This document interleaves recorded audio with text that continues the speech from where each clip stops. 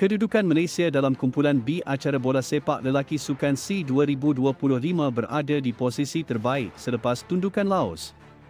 Skuad Malaysia B23 turun dalam perlawanan pertama di pentas Sukan C 2025 dengan misi penting bagi meraih kemenangan dalam memudahkan laluan ke separuh akhir.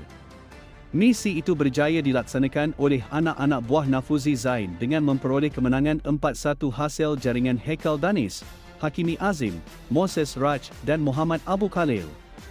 Kemenangan 4-1 ini meletakkan Malaysia di tangga teratas kumpulan B dengan 3 mata selepas aksi pertama, manakala Vietnam pula di tempat kedua walau berkongsi mata yang sama. Perbezaan jaringan menjadi pemisah antara Malaysia dan Vietnam ketika ini selepas anak-anak buah Kem Sansik hanya menang 2-1 ke atas Laos pada perlawanan pertama lalu. Laos yang tewas kedua-dua perlawanan kumpulan B pula menghuni tangga tercorot tanpa sebaran mata sekaligus mengakhiri perjuangan mereka di kejohanan Sukan C ini.